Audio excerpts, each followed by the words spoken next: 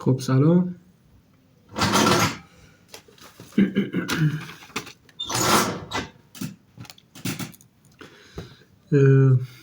امروز 13 آذر 1404 و تصمیمی که گرفتم میخوام الان فقط در مورد ورزشم صحبت کنم، نه در مورد درسم یا چیز دیگه. فقط در مورد ورزشم، رشته‌ای که توش کار میکنم. خیلی دارم تلاش میکنم که یه سری حرکات‌ها رو بتونم آنلاک کنم و خیلی پیگیرم، خیلی دارم دنبال میکنم که یه سری چیزا رو که اطرافیانم هیچ کدوم انجام نمیدن بتونم انجام بدم، چون چیزایی که فقط به چشم دیدم، حتی نه از نزدیک، از پشت گوشی. و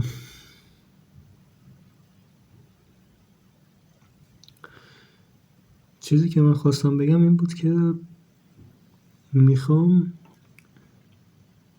از امروز، یعنی از امشب، الان ساعت فکر کنم هلوش 10 و نیم ایناست، خواستم از امشب شروع کنم هر روز پلانچ تمرین کردن، یعنی هر روز واسه پلانچ تایم بذارم.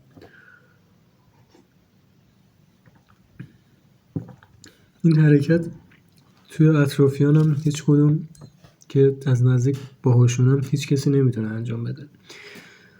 توی کالیستنیکس یه جورایی یه حرکت خیلی سخت حساب میشه و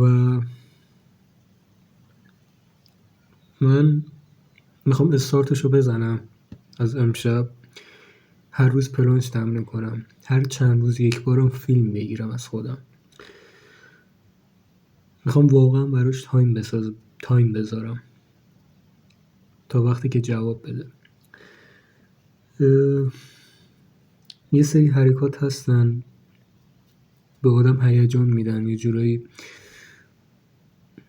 آدم یادشون میگیره واو، میگه به خودش میگه چقدر خفنم، ولی به نظر من حرکات‌های واقعی از دل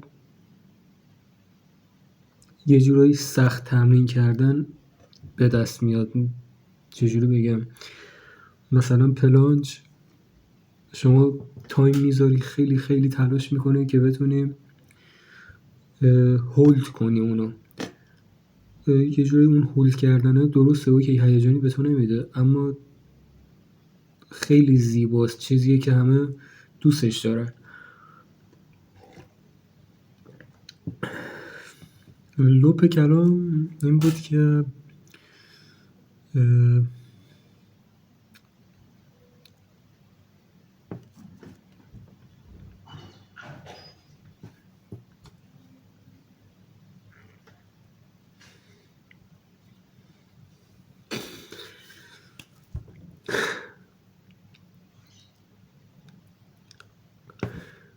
یه ذره ذهنم شلوغه، یه ذره خیلی درگیرم، هم درگیر درسم، هم درگیر ورزشم، هم درگیر خیلی چیزای دیگه. از یه طرف اینستا رو که باز میکنی، با تمام تلاشی که میکنی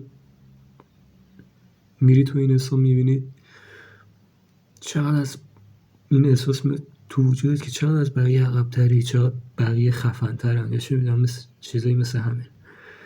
ولی نمیدونم، واقعا نمیدونم.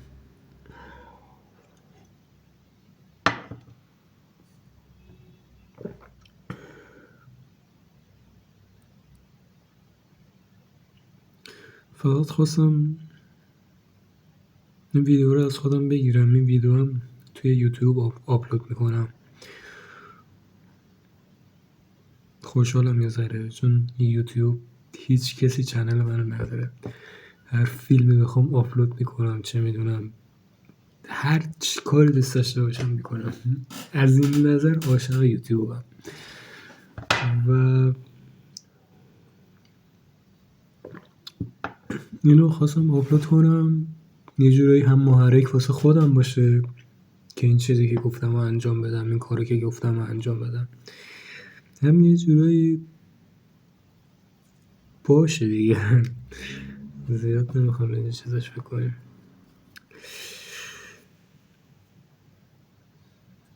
ممکنه آیندگانم این ویدیو رو ببینن،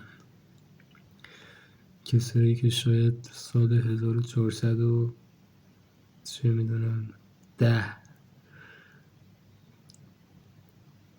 تازه دارن این ویدیو رو نگاه میکنن. میشه 5 سال دیگه 5 سال دیگه اول فصل خدا میدونه من کجام، خدا میدونه اونی که داره این ویدیو رو نگاه میکنه کجاست، خدا میدونه.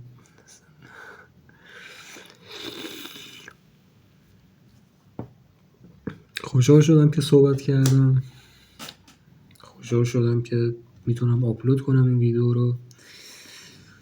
امیدوارم که به بهترین شکل، به بهترین چیز ممکن اتفاق بیفته. با خبرتون میکنم از روند ماجرا. مرسی که تا اینجا همراهی کردین. دم همتون گرم. زبونم میگیره امروز، نمیدونم چرا. مرسی از همتون. بدرود.